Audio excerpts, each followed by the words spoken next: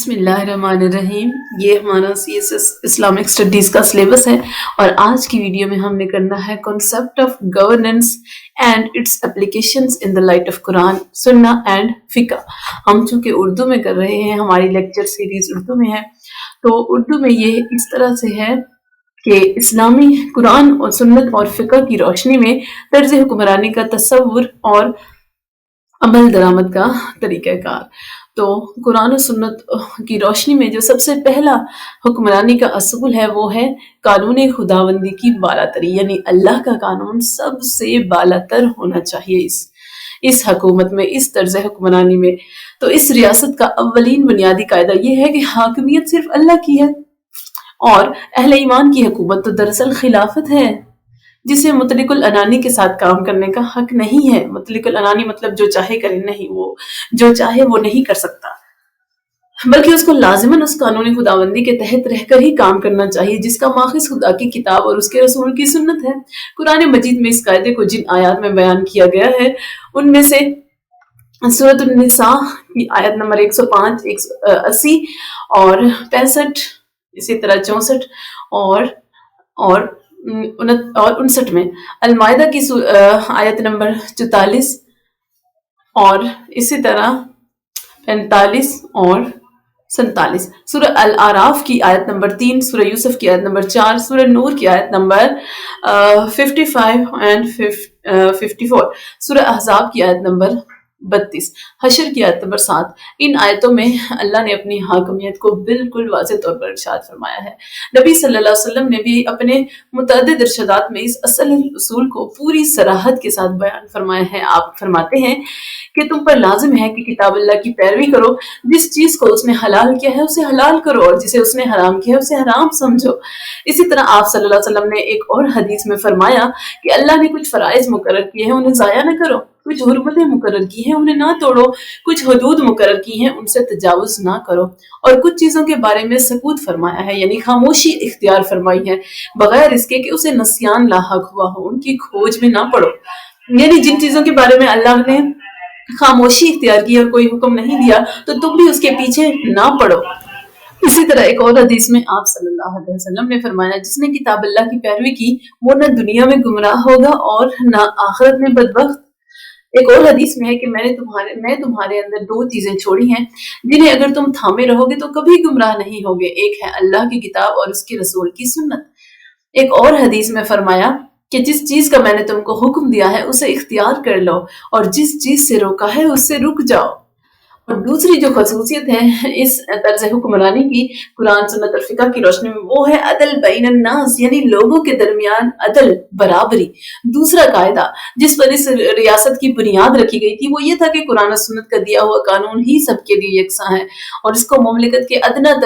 ترین آدمی سے لے کر مملکت کے سربراہ تک سب پر یکساں نافذ ہونا چاہیے، کسی کے لیے بھی اس میں امتیازی سلوک کی کوئی گنجائش نہیں ہے۔ قرآن مجید میں اللہ تعالیٰ نے اپنے نبی صلی اللہ علیہ وسلم کو یہ اعلان کرنے کی ہدایت فرمائی کہ وَأُمِرْتُ لِأَعْدِلَ بَيْنَكُمْ، اور مجھے حکم دیا گیا ہے کہ تمہارے درمیان عدل کروں، یعنی میں بے لاگ انصاف پسندی اختیار کرنے پر مامور ہوں۔ میرا یہ کام نہیں ہے کہ کسی کے حق میں اور کسی کے خلاف تعصب برتوں، میرا سب انسانوں سے یکساں تعلق ہے، اور وہ ہے عدل و انصاف کا تعلق۔ حق جس کے ساتھ ہو میں اس کا ساتھی ہوں، اور حق جس کے خلاف ہو میں اس کا مخالف ہوں۔ میرے دین میں کسی کے لیے بھی کوئی امتیاز نہیں ہے، اپنے اور غیر، بڑے اور چھوٹے، شریف اور کمین کے لیے الگ الگ حقوق نہیں ہے۔ جو حق ہے وہ سب کے لیے حق ہے، اور جو گناہ ہے وہ سب کے لیے گناہ ہے۔ جو حرام ہے وہ سب کے لیے حرام ہے، اور جو حلال ہے وہ سب کے لیے حلال ہے، اور جو فرض ہے وہ سب کے لیے فرض ہے۔ آپ نے فرمایا کہ میری اپنی ذات بھی قانون خداوندی کی اس ہمانگیری سے مستثنا نہیں ہے۔ آپ صلی اللہ علیہ وسلم خود اس قاعدے کو یوں بیان فرماتے ہیں ایک حدیث میں کہ تم سے پہلے جو امتیں گزری ہیں وہ اس لیے تو تباہ ہوئیں کہ وہ لوگ کمتر درجے کے مجرموں کو قانون کے مطابق سزا دیتے تھے اور اونچے درجے والوں کو چھوڑ دیتے تھے۔ قسم ہے اس ذات کی جس کے ہاتھ میں محمد صلی اللہ علیہ وسلم کی جان ہے، اگر محمد کی اپنی بیٹی فاطمہ بھی چوری کرتی تو میں ضرور اس کا ہاتھ کاٹ دیتا۔ حضرت عمر بیان کرتے ہیں کہ میں نے خود رسول اللہ صلی اللہ علیہ وسلم کو اپنی ذات سے بدلہ دیتے ہوئے دیکھا ہے۔ تیسری جو اس طرز حکمرانی کی خاص بات ہے وہ ہے مساوات بین المسلمین، یعنی تمام مسلمانوں کے درمیان برابری۔ اسی تیسرا قاعدہ یہ ہے کہ جو اس ریاست کے مسلمات میں سے تھا کہ تمام مسلمانوں کے حقوق بلا لحاظ رنگ و نسل، زبان و وطن بالکل برابر ہیں۔ کسی فرد، گروہ، طبقے یا نسل و قوم کو اس ریاست کی حدود میں نہ امتیازی حقوق حاصل ہو سکتے ہیں اور نہ کسی کی حیثیت کسی دوسرے کے مقابلے میں برتر قرار پا سکتی ہے یا کمتر قرار پا سکتی ہے۔ قرآن مجید میں اللہ تعالیٰ فرماتا ہے انما المؤمنون اخوہ، مومن تو ایک دوسرے کے بھائی ہیں۔ اسی طرح ایک اور جگہ اللہ تعالیٰ نے فرمایا کہ یا ایھا الناس انا خلقناکم من ذکر و انثی وجعلناکم شعوبا وقبائل لتعارفوا ان اکرمکم عند اللہ اتقاکم، لوگوں ہم نے تم کو ایک مرد اور ایک عورت سے پیدا کیا اور تمہیں قبیلوں اور قوموں میں تقسیم کیا تاکہ تم ایک دوسرے کو پہچانو۔ در حقیقت اللہ کے نزدیک تم میں سب سے زیادہ عزت والا وہ ہے جو سب سے زیادہ متقی ہے۔ نبی صلی اللہ علیہ وسلم کے حسب ذیل ارشادات اس قاعدے کی وضاحت کرتے ہیں۔ اللہ تعالیٰ حضور پاک صلی اللہ علیہ وسلم نے ایک حدیث میں فرمایا کہ اللہ تمہاری صورتیں اور تمہارے مال نہیں دیکھتا بلکہ تمہارے دل اور تمہارے اعمال دیکھتا ہے۔ ایک اور جگہ آپ صلی اللہ علیہ وسلم نے فرمایا کہ مسلمان بھائی بھائی ہیں، کسی کو کسی پر فضیلت نہیں مگر تقوی کی بنیاد پر۔ اسی طرح ایک اور جگہ آپ صلی اللہ علیہ وسلم نے فرمایا لوگوں سن لو، تمہارا رب ایک ہے، عربی کو اجمی پر یا اجمی کو عربی پر کوئی فضیلت نہیں، نہ کالے کو گورے پر یا گورے کو کالے پر کوئی فضیلت ہے مگر تقوی کے لحاظ سے۔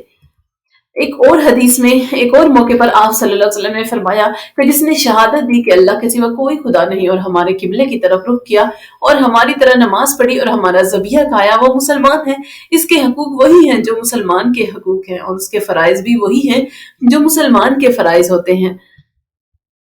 اسی طرح ایک اور حدیث میں آپ صلی اللہ علیہ وسلم نے فرمایا کہ مومنوں کے خون ایک دوسرے کے برابر ہیں، وہ دوسروں کے مقابلے میں ایک ہیں اور ان کا ایک ادنا آدمی بھی ان کی طرف سے ذمہ لے سکتا ہے، یعنی پوری مسلمان قوم کی طرف سے۔ ایک اور حدیث میں آپ نے فرمایا کہ مسلمان پر جزیہ عائد نہیں کیا جا سکتا۔ چوتھا جو اس طرز حکمرانی کی خصوصیت ہے یا جو اس طرز حکمرانی کو ممتاز کرتی ہے دوسری حکمرانیوں سے، وہ اصول ہے حکومت کی ذمہ داری اور جواب دہی۔ حکومت کے اندر احساس ذمہ داری اور جواب دہی کا احساس ہوتا ہے۔ حکومت اور اس کے اختیارات اور اعمال کے بارے میں جواب دہی اور ذمہ داری جو ہے وہ حکومت پر ہے۔ اللہ اور مسلمانوں کی امانت ہے یہ حکومت، جنہیں خدا ترس، ایماندار اور عادل لوگوں کے سپرد کیا جانا چاہیے۔ اس امانت میں کسی شخص کو منمانے طریقے پر یا نفسانی اغراض کے لیے تصرف کرنے کا حق نہیں ہے، اور جن لوگوں کے سپرد یہ امانت ہو وہ اس کے لیے جواب دہ ہیں۔ قرآن مجید میں اللہ تعالیٰ کا ارشاد ہے ان اللہ یامرکم ان تؤدوا الامانات الی اہلها واذا حکمتم بین الناس ان تحکموا بالعدل ان اللہ نعم من یعظکم بہ ان اللہ کان سمیعا بصیرا۔ اللہ تم کو حکم دیتا ہے کہ امانتیں اہل امانت کے سپرد کر دو اور جب لوگوں کے درمیان فیصلہ کرو تو عدل کے ساتھ کرو۔ اللہ تمہیں اچھی نصیحت کرتا ہے، یقیناً اللہ سب کچھ سننے اور دیکھنے والا ہے۔ رسول اللہ صلی اللہ علیہ وسلم کا ارشاد ہے کہ خبردار رہو، تم میں سے ہر ایک رائی ہے یعنی جواب دہ ہے اور ہر ایک اپنی ریت کے بارے میں جواب دہ ہے، اور مسلمانوں کا سب سے بڑا سردار جو سب پر حکمران ہو وہ بھی رائی ہے اور اپنی ریت کے بارے میں جواب دہ ہے۔ ایک اور موقع پر آپ صلی اللہ علیہ وسلم نے فرمایا کوئی حکمران جو مسلمانوں میں سے کسی ریت کے معاملات کا سربراہ ہو اگر اس حالت میں مرے کہ وہ ان کے ساتھ دھوکہ اور خیانت کرنے والا تھا تو اللہ اس پر جنت کو حرام کر دے گا۔ ایک اور حدیث میں آپ صلی اللہ علیہ وسلم نے فرمایا کہ کوئی حاکم جو مسلمانوں کی حکومت کا کوئی منصب سنبھالے پھر اس کی ذمہ داریاں ادا کرنے کے لیے جان نہ لڑائے یعنی محنت نہ کرے اور خلوص کے ساتھ کام نہ کرے تو وہ مسلمانوں کے ساتھ جنت میں قطعاً داخل نہیں ہوگا۔ ایک اور حدیث میں آپ صلی اللہ علیہ وسلم نے فرمایا، نبی صلی اللہ علیہ وسلم نے حضرت ابو ذر سے فرمایا کہ اے ابو ذر تم کمزور آدمی ہو اور حکومت کا منصب تو ایک امانت ہے، قیامت کے روز وہ رسوائی اور ندامت کا موجب ہوگا سوائے اس شخص کے جو اس کا حق کو پورا لحاظ کرے اور جو ذمہ داری اس پر عائد ہوتی ہے اسے ٹھیک ٹھیک ادا کرے۔ ایک اور حدیث میں آپ صلی اللہ علیہ وسلم نے فرمایا کہ کسی حاکم کا اپنی ریت میں تجارت کرنا بدترین خیانت ہے۔ ایک اور حدیث میں ہے کہ جو شخص ہماری حکومت کے کسی منصب پر ہو وہ اگر بیوی نہ رکھتا ہو تو وہ شادی کرے، اگر خادم نہ رکھتا ہو تو ایک خادم حاصل کر لے، اور اگر گھر نہ رکھتا ہو تو ایک گھر لے لے، اگر سواری نہ رکھتا ہو تو ایک سواری لے لے۔ اس سے آگے جو شخص قدم بڑھاتا ہے وہ خائن ہے یعنی خیانت کرنے والا ہے یا چور ہے۔ حضرت ابو بکر صدیق فرماتے ہیں کہ جو شخص حکمران ہو اس کو سب سے زیادہ بھاری حساب دینا ہوگا اور سب سے زیادہ سخت عذاب کے خطرے میں مبتلا ہوگا، اور جو حکمران نہ ہو اس کو ہلکا حساب دینا ہوگا اور اس کے لیے ہلکے عذاب کا خطرہ ہے، کیونکہ حکام کے لیے سب سے بڑھ کر اس بات کے مواقع ہیں کہ ان کے ہاتھوں مسلمانوں پر ظلم ہو، اور جو مسلمانوں پر ظلم کرے وہ خدا سے غداری کرتا ہے۔ اسی طرح حضرت عمر کہتے ہیں کہ دریائے فرات کے کنارے ایک بکری کا بچہ بھی اگر ضائع ہو جائے تو مجھے ڈر لگتا ہے کہ اللہ مجھ سے باز پرس کرے گا۔ پانچواں جو اس طرز حکمرانی کا اصول ہے وہ ہے شورا، یعنی مشورہ کرنا۔ اس ریاست کا پانچواں اہم قاعدہ یہ ہے کہ سربراہ ریاست مسلمانوں کے مشورے اور ان کی رضامندی سے مقرر ہونا چاہیے، اور اسے حکومت کا نظام بھی مشورے سے چلانا چاہیے۔ قرآن مجید میں ارشاد ہوا ہے کہ وَأَمْرُهُمْ شُورَىٰ بَيْنَهُمْ، اور مسلمانوں کے معاملات باہمی مشورے سے چلتے ہیں۔ سورہ آل عمران میں اللہ تعالیٰ فرماتا ہے وَشَاوِرْهُمْ فِي الْأَمْرِ، اور اے نبی ان سے معاملات میں مشاورت کرو۔ حضرت علی کا بیان ہے کہ میں نے رسول اللہ صلی اللہ علیہ وسلم کی خدمت میں عرض کیا کہ اگر آپ کے بعد ہمیں کوئی ایسا معاملہ پیش آئے جس کے متعلق نہ قرآن میں کوئی حکم ہو اور نہ آپ سے جو ہم نے جو کوئی سنا ہو اس میں نہ ہو تو ہم کیا کریں؟ تو آپ صلی اللہ علیہ وسلم نے فرمایا کہ اس معاملے میں دین کی سمجھ رکھنے والے اور عابد لوگوں سے مشورہ کرو اور کسی ایک خاص شخص کی رائے پر فیصلہ نہ کر ڈالو، یعنی سمجھدار، یہ اجتہاد کا حکم دیا تھا آپ نے۔ حضرت عمر کہتے ہیں کہ جو شخص مسلمانوں کے مشورے کے بغیر اپنی یا کسی اور شخص کی عمارت کے لیے دعوت دے تو تمہارے لیے حلال نہیں ہے کہ اسے قتل نہ کرو، یعنی اسے قتل کر دو۔ ایک اور روایت میں ہے کہ حضرت عمر کا یہ قول ہے کہ مشورے کے بغیر تو کوئی خلافت ہے ہی نہیں۔ چھٹا جو اصول ہے وہ اطاعت فی المعروف ہے، یعنی بھلائی کے کاموں میں آپ کو پیروی کرنی ہی کرنی ہے اولو الامر کی، یعنی حکمرانوں کی۔ اگر وہ اچھے کام کر رہے ہیں تو عوام کو ان کا کہنا ماننا پڑے گا ہر حال میں، چاہے ان کا دل کرے یا نہ کرے۔ اور جو چھٹا قاعدہ جس پر یہ ریاست یعنی اسلامی ریاست، اسلامی حکمرانی قائم کی گئی تھی وہ یہ تھا کہ حکومت کی اطاعت صرف معروف میں واجب ہے، معصیت یعنی گناہ اور غلط میں کسی کو بھی اطاعت کا حق نہیں پہنچتا۔ دوسرے الفاظ میں اس قاعدے کا مطلب یہ ہے کہ حکومت اور حکام کا صرف وہی حکم ان کے ماتحتوں اور رعیت کے لیے واجب الاطاعت ہے جو قانون کے مطابق ہو، اور قانون صرف اللہ کا۔ قانون کے خلاف حکم دینے کا نہ انہیں حق پہنچتا ہے اور نہ کسی کو اس کی اطاعت کرنی چاہیے، جو اطاعت کرے گا وہ بھی گناہگار ہوگا۔ قرآن مجید میں خود رسول اللہ صلی اللہ علیہ وسلم کی بیعت کو بھی اطاعت فی المعروف کے ساتھ مشروط کیا گیا ہے، حالانکہ آپ تو کوئی کام غلط کر ہی نہیں سکتے تھے، پھر بھی اس شرط کو بیعت میں لازمی قرار دیا گیا تھا کہ جو لوگ بیعت کرتے تھے آپ صلی اللہ علیہ وسلم کے ہاتھ پر، وہ اس بات پر وعدہ لیتے تھے کہ آپ کی صرف اچھے کاموں میں اطاعت کریں گے، حالانکہ آپ کی طرف سے تو کسی گناہ کا حکم صادر ہونے کا کوئی سوال ہی پیدا نہیں ہوتا۔ تو اسی طرح اللہ تعالیٰ سورۃ الممتحنہ میں فرماتا ہے کہ وَلَا يَعْصِينَكَ فِي الْمَعْرُوفِ، اور یہ کہ وہ کسی امر معروف میں آپ کی نافرمانی نہ کریں گی۔ یہ آیت ان عورتوں کے بارے میں ہے جب آپ عورتوں سے بیعت لیتے تھے تو ایک شرط یہ بھی تھی کہ وہ امر معروف یعنی اچھے کاموں میں آپ کی نافرمانی نہیں کریں گی۔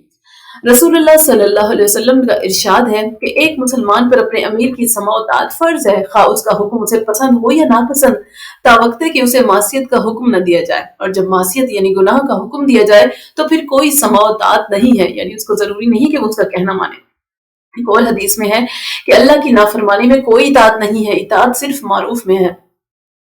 یہ مضمون نبی صلی اللہ علیہ وسلم کے بکثرت ارشادات میں مختلف طریقوں سے نقل ہوا ہے۔ کہیں آپ نے فرمایا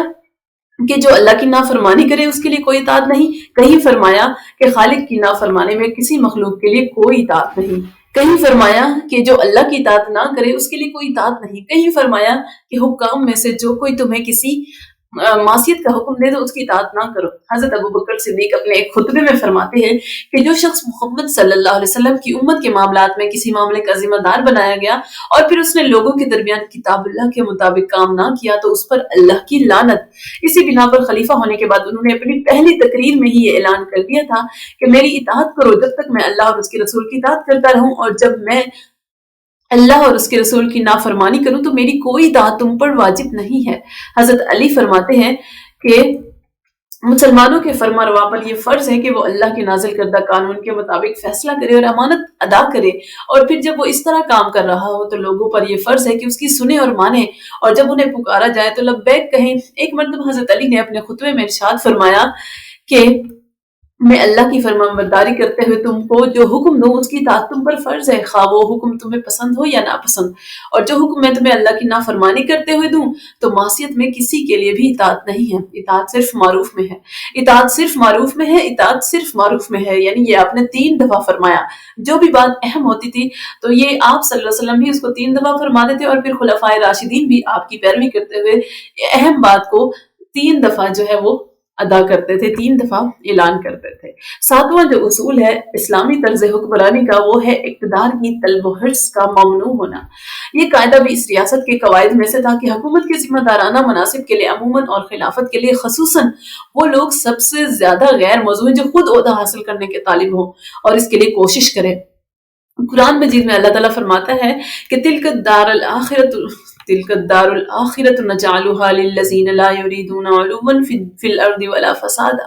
وہ آخرت کا گھر ہم ان لوگوں کو دیں گے جو زمین میں نہ اپنی بڑائی کے طالب ہوتے ہیں اور نہ فساد برپا کرنا چاہتے ہیں۔ نبی صلی اللہ علیہ وسلم کا ارشاد ہے کہ بخدا ہم اپنی اس حکومت کا منصب کسی ایسے شخص کو نہیں دیتے جو اس کا طالب ہو یا اس کا حریص ہو۔ تم میں سب سے بڑھ کر خائن ہمارے نزدیک وہ ہے جو اسے خود طلب کرے، یعنی وہ ہے ہی خیانت کرنے والا۔ ایک اور حدیث میں آپ صلی اللہ علیہ وسلم نے ارشاد فرمایا کہ ہم اپنی حکومت میں کسی ایسے شخص کو عامل نہیں بناتے جو اس کی خواہش کرے۔ اور عبد الرحمن بن سمرہ سے حضور صلی اللہ علیہ وسلم نے فرمایا کہ اے عبد الرحمن بن سمرہ، امارت کی درخواست نہ کرو، کیونکہ اگر وہ تمہیں مانگنے پر دی گئی تو خدا کی طرف سے تم کو اسی کے حوالے کر دیا جائے گا، اور اگر وہ تمہیں بے مانگے ملی تو خدا کی طرف سے تم کو اس کا حق ادا کرنے میں مدد دی جائے گی۔ اور جو اس کا 8واں اصول ہے اسلامی طرز حکمرانی کا قرآن و سنت اور فقہ کی روشنی میں، وہ ہے ریاست کا مقصد وجود کیا ہونا چاہیے۔ تو اس ریاست میں حکمران اور اس کی حکومت کا اولین فریضہ یہ ہے کہ وہ اسلامی نظام زندگی کو کسی رد و بدل کے بغیر جوں کا توں قائم کرے اور اسلام کے معیار اخلاق کے مطابق بھلائیوں کو فروغ دے اور برائیوں کو مٹائے۔ قرآن مجید میں اس ریاست کا مقصد وجود یہ بیان کیا گیا ہے کہ الذین ان مکناہم فی الارض اقاموا الصلاۃ وآتوا الزکاۃ وامروا بالمعروف ونہوا عن المنکر، یہ وہ لوگ ہیں جنہیں اگر ہم زمین میں اقتدار بخشے تو وہ نماز قائم کریں گے اور زکوٰۃ دیں گے اور نیکی کا حکم دیں گے اور بدی سے روکیں گے، اور یہی قرآن کی روح سے امت مسلمہ کا بھی مقصد وجود ہے۔ وَكَذَلِكَ جَعَلْنَاكُمْ أُمَّةً وَسَطًا لِتَكُونُوا شُهَدَاءَ عَلَى النَّاسِ وَيَكُونَ الرَّسُولُ عَلَيْكُمْ شَهِيدًا، اور اس طرح ہم نے تم کو ایک بیچ کی امت یا راہ اعتدال پر قائم رہنے والی امت بنا دیا تاکہ تم لوگوں پر گواہ رہو اور رسول تم پر گواہ۔ سورہ آل عمران میں اللہ تعالیٰ نے فرمایا كُنتُمْ خَيْرَ أُمَّةٍ أُخْرِجَتْ لِلنَّاسِ تَأْمُرُونَ بِالْمَعْرُوفِ وَتَنْهَوْنَ عَنِ الْمُنكَرِ وَتُؤْمِنُونَ بِاللَّهِ، اگر تم وہ بہترین امت ہو جسے لوگوں کی اصلاح و ہدایت کے لیے نکالا گیا ہے، تم نیکی کا حکم دیتے ہو اور بدی سے روکتے ہو اور اللہ پر ایمان لاتے ہو۔ اس کے علاوہ جس کام پر محمد صلی اللہ علیہ وسلم اور آپ سے پہلے کے تمام انبیاء مامور تھے وہ قرآن مجید کی روح سے یہ کام تھا کہ ان اقیموا الدین ولا تتفرقوا فیہ، دین کو قائم کرو اور اس میں متفرق نہ ہو جاؤ، یعنی فرقوں میں نہ بٹ جاؤ۔ غیر مسلم دنیا کے مقابلے میں آپ کی ساری جد و جہد صرف اس لیے تھی کہ یکون الدین کلہ للہ، کہ دین پورا کا پورا صرف اللہ کے لیے ہو جائے، اور تمام انبیاء کی امتوں کی طرح آپ کی امت کے لیے بھی اللہ تعالیٰ کا یہی حکم تھا کہ لیعبدوا اللہ مخلصین لہ الدین حنفاء، وہ یکسو ہو کر اللہ کی بندگی کریں اور اپنے دین کو اسی کے لیے خالص کرتے ہوئے۔ اسی لیے آپ کی قائم کردہ ریاست کا اصل کام ہی یہ تھا کہ دین کے پورے نظام کو قائم کرے اور اس کے اندر کوئی ایسی آمیزش نہ ہونے دے جو مسلم معاشرے میں دو رنگی پیدا کرنے والی ہو۔ اس آخری نقطے کے بارے میں نبی صلی اللہ علیہ وسلم نے اپنے اصحاب اور جانشینوں کو سختی کے ساتھ متنبہ فرما دیا تھا کہ جو شخص ہمارے اس دین میں کوئی ایسی بات نکالے جو اس کی جنس سے نہ ہو تو اس کی بات مردود ہے۔ ایک اور موقع پر آپ صلی اللہ علیہ وسلم نے فرمایا خبردار، نرالی باتوں سے بچنا، یعنی جو آپ کو عجیب اور نئی نظر آئیں ان باتوں سے بچنا، کیونکہ ہر نرالی بات بدعت ہے اور ہر بدعت جو ہے وہ گمراہی ہے۔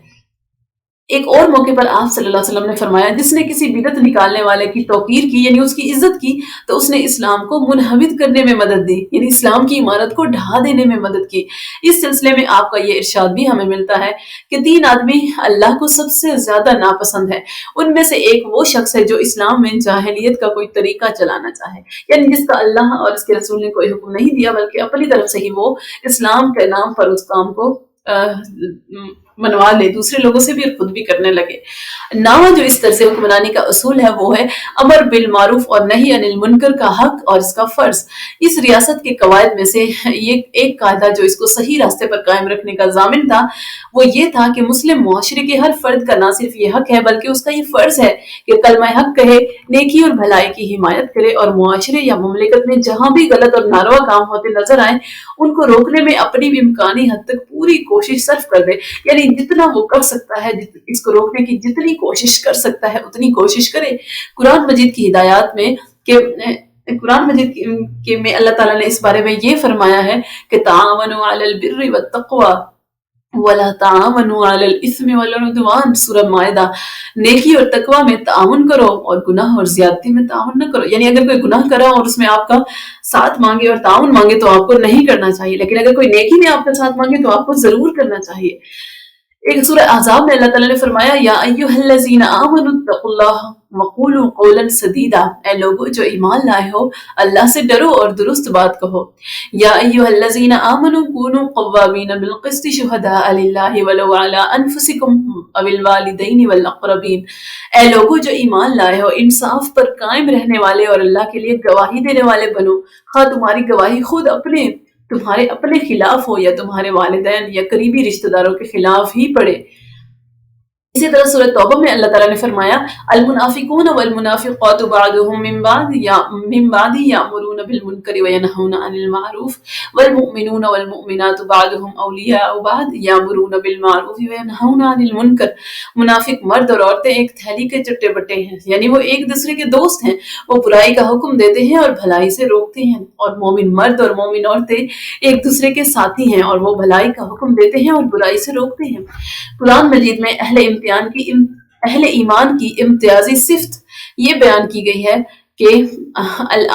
आमिरून बिल मारूफ वन्नाहून अनिल मुनकरि वल हाफिजून लिहुदूदिल्लाह, नेकी का हुक्म देने वाले, बदी से मना करने वाले और अल्लाह की हुदूद की हिफाजत करने वाले हैं। नबी सल्लल्लाहु अलैहि वसल्लम के इरशादात इस मामले में ये हैं कि आपने फरमाया तुम में से जो शख्स कोई बुराई देखे तो उसे चाहिए कि उसको हाथ से बदल दे, और अगर वो ऐसा ना कर सके तो जबान से रोके, और अगर ये भी ना कर सके तो दिल से बुरा समझे और रोकने की ख्वाहिश रखे, और ये ईमान का ज़ईफ तरीन दर्जा है। फिर उनके बाद नालायक लोग उनकी जगह, एक और हदीस में आप सल्लल्लाहु अलैहि वसल्लम ने फरमाया कि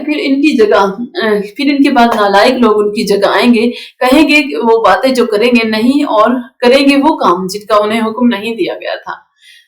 बस जो उनके खिलाफ हाथ से जिहाद करे वो मोमिन है, और जो इनके खिलाफ जुबान से जिहाद करे वो मोमिन है, और जो उनके खिलाफ दिल से जिहाद करे वो मोमिन है, और इससे कमतर ईमान का जरा बराबर भी कोई दर्जा नहीं है।